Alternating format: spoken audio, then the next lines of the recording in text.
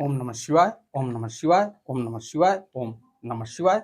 आज की कथा में मैं पुनः आपको ले चलता हूँ भोलेनाथ के श्री शिव महापुराण की कथा रुद्र संहिता पार्वती खंड के अथय कोनविशो अध्याय 19वें अध्याय में, जिसमें आपको मिलेगा भगवान शिव की नेत्र ज्वाला से कामदेव का भस्म होना और रति का विलाप, देवताओं द्वारा रति को सांत्वना प्रदान करना और भगवान शिव से काम को जीवित करने की प्रार्थना करना। तो क्या भोलेनाथ कामदेव को भस्म करने के बाद उसे पुनः जीवित करते हैं? इस कथा में मैं आपको ले चलता हूं। हमारी वीडियो, हमारी कथा आपको अच्छी लगे तो वीडियो को लाइक करिए, शेयर करिए, चैनल को सब्सक्राइब करिए, बेल आइकन दबाना न भूलिए, जिससे हमारी कोई भी महत्वपूर्ण धार्मिक वीडियो आप तक शीघ्र पहुंचे। चलते हैं आपको कथा में लेके। ओम श्री शांब शिवाय नमः। ओम श्री गणेशाय नमः। नारद उवाच। नारद कह रहे हैं, ब्रह्मण विदे महाभाग किम जातम तदंतरम कथक त्वम प्रसादेन ताम कथाम पाप निशिनिम।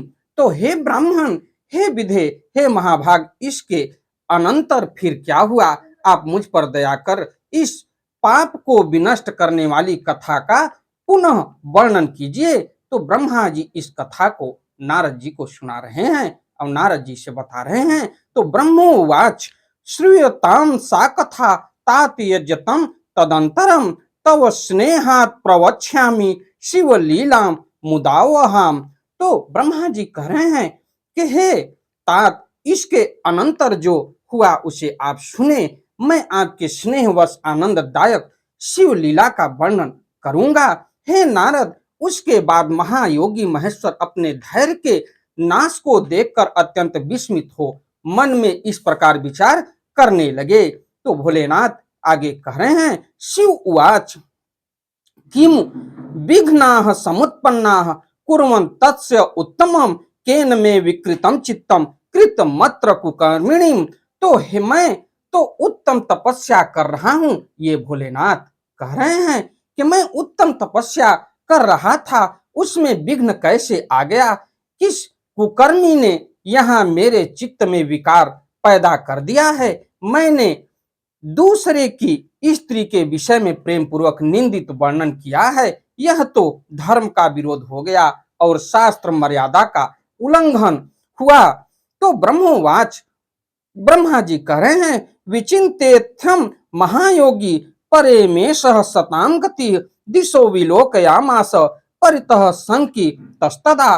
तो ब्रह्मा जी कह रहे हैं, तब सज्जनों के एकमात्र रक्षक महायोगी परमेश्वर शिव इस प्रकार विचार कर शंकित हो संपूर्ण दिशाओं की ओर देखने लगे कि आखिर ये कैसे हो रहा है। इस हिसाब से वाम भाग में बाण खींचे खड़े हुए काम पर उनकी दृष्टि पड़ी और वह मूढ़ चित्त मदन अपनी शक्ति के गर्व से चूर होकर पुनः अपना बाण छोड़ना ही चाह रहा था। हे नारद, उस अवस्था में काम पर दृष्टि पड़ते ही परमात्मा गिरीश को तत्काल क्रोध उत्पन्न हो गया और हेम ने इधर आकाश में बाण सहित धनुष लेकर खड़े हुए काम ने भगवान शंकर पर अपना दुर्निवार तथा अमोघ अस्त्र छोड़ दिया। परमात्मा शिव पर अमोघ अस्त्र व्यर्थ हो गया। कुपित हुए परमेश्वर के पास जाते ही वह शांत हो गया और तदंतर भगवान शिव पर अपने अस्त्र के व्यर्थ हो जाने पर मनमथ को बड़ा भय हुआ। भगवान मृत्युंजय को देखकर उनके सामने खड़ा होकर वह कांप उठा। हे मुनि श्रेष्ठ, वह कामदेव अपने प्रयास के निष्फल हो जाने पर भय से व्याकुल होकर इंद्र आदि सभी देवताओं का स्मरण करने लगा और त्राहि त्राहि मच गई कि हे प्रभु, हे भगवान, हमको बचाइए। ये मुनीश्वर कामदेव के स्मरण करने पर वे इंद्र आदि सब देवता आ गए और शंभु को प्रणाम कर उनकी स्तुति करने लगे। देवता स्तुति कर ही रहे थे कि कुपित हुए भगवान शिव के ललाट के मध्य भाग में स्थित तृतीय नेत्र से बड़ी भारी आग की ज्वाला तत्काल प्रकट होके निकली। वे ज्वाला ऊपर की ओर उठ रही थी। वह आग धू धू करके जलने लगी। उसकी ज्योति प्रलयाग्नि के समान मालूम पड़ती थी और वह ज्वाला तत्काल ही आकाश में उछलकर पृथ्वी पर गिरकर फिर अपने चारों ओर चक्कर काटती हुई कामदेव पर जा गिरी। हे साधो, क्षमा कीजिए, क्षमा कीजिए। यह बात जब तक देवताओं ने कही तब तक उस आग ने कामदेव को जलाकर राख कर दिया। तो त्रिनेत्र भोलेनाथ को कहा जाता है। और जब बीच वाला नेत्र खुला, उनके तपस्या में विघ्न ढालने वाले कामदेव के ऊपर जाके गिरा और उस ज्वाला से कामदेव भस्म हो गए। इस प्रकार कहकर जोर जोर से चित्कार करते हुए रोने बिलखने लगे। उस समय घबराई हुई पार्वती का समस्त शरीर सफेद पड़ गया और वे सखियों को साथ लेकर अपने भवन को चली गई। और कामदेव जल जाने पर रति वहां क्षण भर के लिए अचेत हो गई, क्योंकि रति जो थी वो कामदेव की पत्नी थी और पति को भस्म देखकर वो अचेत हो गई। और पति के मृत्युंजय नित दुख से वह मरी हुई की भांत पड़ी रही। थोड़ी देर में चेतना आने पर अत्यंत व्याकुल होकर वह रति उस समय तरह तरह की बातें कहती हुई विलाप करने लगी। तो रति उवाच, रति कह रही हैं कि मैं क्या करूं, कहां जाऊं, और हे देवताओं ने यह क्या किया, मेरे अद्भुत स्वामी को बुलाकर उन्होंने नष्ट करा दिया।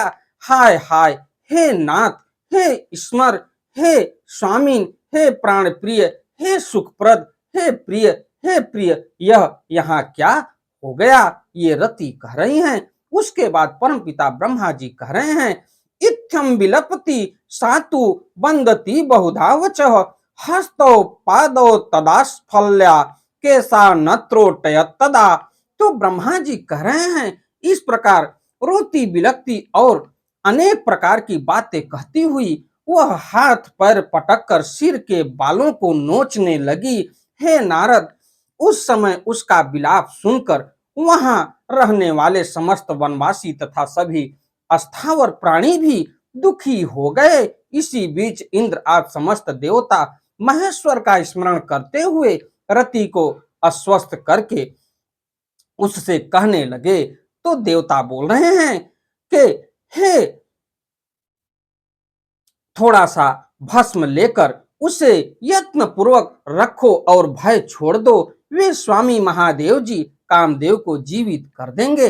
ये देवता इंद्र आदि कह रहे हैं रति से कि थोड़ा सा भस्म लेके रखो और भोलेनाथ महादेव कामदेव को जीवित कर देंगे, तुम पति को पुनः प्राप्त कर लोगी। कोई न सुख देने वाला है और न कोई दुख ही देने वाला है, सब लोग अपनी करनी का फल भोगते हैं। तुम देवताओं को दोष देकर व्यर्थ ही सुख मत करो और ये छोड़ दो। तो ब्रह्मोवाच, ब्रह्मा जी कह रहे हैं, इत्याश्वास्य रतिम देवा सर्वे शिवमुपागताः सुप्रसाद्य शिवम भक्त्या वचनम चेदम अब्रुमन्। तो ब्रह्मा जी बोले कि इस प्रकार रति को समझा बुझाकर सब देवता भगवान शिव के समीप आए और उन्हें भक्ति से प्रसन्न करके यह वचन कहने लगे। तो देवता परम पिता आदि भोलेनाथ से कह रहे हैं कि हे भगवान, हे प्रभु, हे महेशान, हे शरणागत वत्सल, आप कृपा करके हमारे इस शुभ वचन को सुनिए। हे शंकर, आप कामदेव के कृत्य पर भली भांत अत्यंत प्रसन्नता पूर्वक विचार कीजिए। हे महेश्वर, काम ने जो यह कार्य किया है इसमें आपका और उसका कोई स्वार्थ नहीं है। हे विभो, दुष्ट तारकासुर से पीड़ित हुए सब देवताओं ने मिलकर उससे यह कार्य कराया है।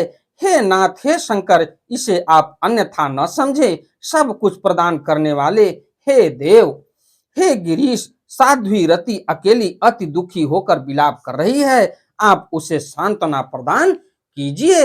हे शंकर, यदि इस क्रोध के द्वारा आपने कामदेव को मार डाला तो हम यही समझेंगे कि आप देवताओं सहित समस्त प्राणियों का अभी संहार कर डालना चाहते हैं। उस रति का दुख देखकर देवता नष्ट प्राय हो गए हैं, इसलिए आपको रति का शोक दूर कर देना चाहिए। तो ब्रह्मोवाच, ब्रह्मा जी कह रहे हैं कि इत्याकर्ण्य वचस्तेषां प्रसन्नो भगवान शिव देवानाम सकलानाम च वचनम चेद मब्रवीत। तो हे नारद, उस संपूर्ण देवताओं का यह वचन सुनकर भगवान शिव प्रसन्न हो गए और यह वचन कहने लगे। तो महादेव क्या कह रहे हैं, इसके लिए मैं आपको आगे ले चलता हूं। वीडियो तो हमारी लंबी जाती है, लेकिन आपको पूर्ण जानकारी मैं देने का पूर्ण प्रयास करता हूं। तो शिव उवाच, शिव जी कह रहे हैं, देवाश्च ऋषियः सर्वे मद्य च शृणुतादरात् मत कोपेन च यज्यताम तथा नान्यथा भवेत। तो शिव जी कह रहे हैं कि हे देवताओं और ऋषियों, आप सब आदर पूर्वक मेरी बात सुनिए। मेरे क्रोध से जो कुछ हो गया है वह तो अन्यथा नहीं हो सकता। तथापि रति का शक्तिशाली पति कामदेव तभी तक अनंग रहेगा जब तक रुक्मिणी पति श्री कृष्ण का धरती पर अवतार नहीं होगा। तो ये देखिए कितनी मार्मिक कथा है। भोलेनाथ कह रहे हैं कि हमारा संहार किया हुआ वापस नहीं होता, लेकिन उसके बाद मैं एक उपाय बता रहा हूं कि अनंग मतलब शरीर पर कोई भी वस्त्र नहीं रहेगा जब तक उसके शरीर में प्राण नहीं रह पाएंगे, जब तक रुक्मिणी पति श्री कृष्ण का धरती पर अवतार नहीं होगा। जब कृष्ण द्वारका में रहकर पुत्रों को उत्पन्न करेंगे, तब ये रुक्मिणी के गर्भ से काम को भी जन्म देंगे। उस काम का ही नाम उस समय प्रद्युम्न होगा, इसमें संशय नहीं है। उस पुत्र के जन्म लेते ही संबरासुर उसे हर लेगा। हरण करके दानव श्रेष्ठ मूर्ख संबर उसे समुद्र में फेंक कर और उसे मरा हुआ जानकर पृथा ही अपने नगर को लौट जाएगा। हे रते, तुम्हें उस समय तक संबरासुर के नगर में सुख पूर्वक निवास करना चाहिए, वहीं पर तुम्हें अपने पति प्रद्युम्न की प्राप्ति होगी। हे देवताओं, वहां युद्ध में उस संबरासुर का वध करके कामदेव अपनी पत्नी को प्राप्त करके सुखी होंगे। हे देवताओं, प्रद्युम्न नामधारी वह काम संबरासुर का जो भी धन होगा उसे लेकर उस रति के साथ अपने नगर में जाएगा। मेरा यह कथन सर्वथा सत्य है।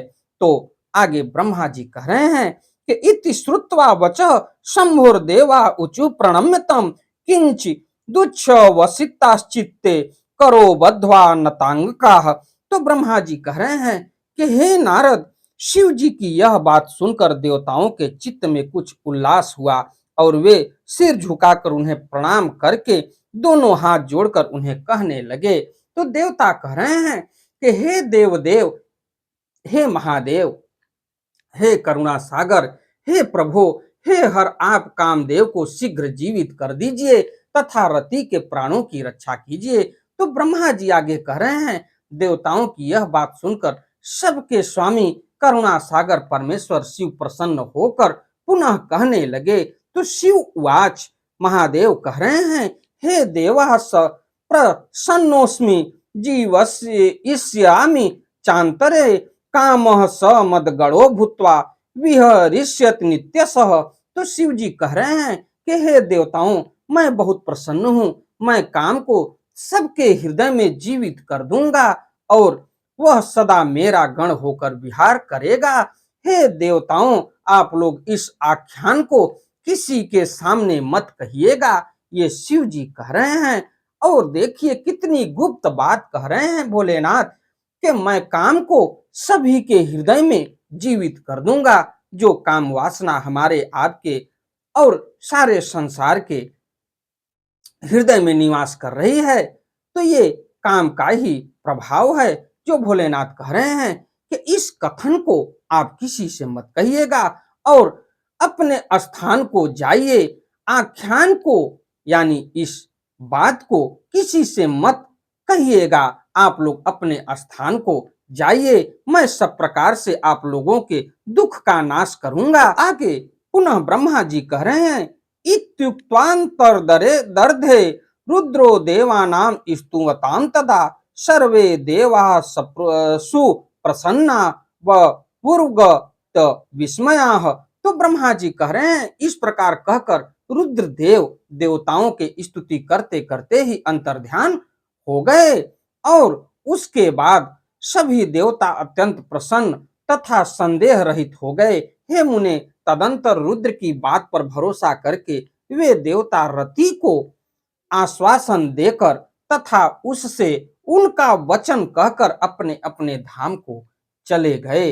हे मुनीश्वर, तब वह काम पत्नी शिव के बताए हुए नगर को चली गई तथा रुद्र के बताए गए समय की प्रतीक्षा करने लगी। यानी देखा जाए तो प्रतीक्षा कर रही है श्री कृष्ण को जब द्वारिका नगरी में रहकर पुत्र को जन्म देगी, तो उस समय की प्रतीक्षा कर रही है रति। और भोलेनाथ भी इस गुप्त बात को ब्रह्मा जी से किसी से न कहने के लिए कहे और ये भी कहे कि मैं काम को सभी के हृदय में निवास करने के लिए आदेश देता हूं, जो हमारे आपके हृदय में निवास कर रहे हैं। तो इति श्री शिव महापुराणे द्वितीयायाम रुद्र संहितायाम तृतीय पार्वती खंडे काम नाश वर्णनम नामय कोन विशो अध्याय। इस प्रकार श्री शिव महापुराण के अंतर्गत द्वितीय रुद्र संहिता के तृतीय पार्वती खंड में काम नाश वर्णन नामक 19वां अध्याय पूर्ण हुआ। अगली कथा में मैं आपको ले चलूंगा 20वें अध्याय में, जिसमें आपको मिलेगा शिव की क्रोधाग्नि का वडवा रूप धारण कर और ब्रह्मा द्वारा उसे समुद्र को समर्पित करना। यह भी कथा बड़ी मार्मिक है। हमारी वीडियो, हमारी कथा आपको अच्छी लगे तो वीडियो को लाइक करिए, शेयर करिए, चैनल को सब्सक्राइब करिए, बेल आइकन दबाना न भूलिए, जिससे हमारी कोई भी महत्वपूर्ण जानकारी आप तक शीघ्र पहुंचे। हमारी कथा लंबी जाती है, लेकिन आपको पूर्ण जानकारी के लिए मैं पूरी कथा आप तक पहुंचाने का पूर्ण प्रयास करता हूं। चलते चलते एक बार प्रेम से बोलिए ओम नमः शिवाय, ओम नमः शिवाय, ओम नमः शिवाय, ओम नमः शिवाय। धन्यवाद।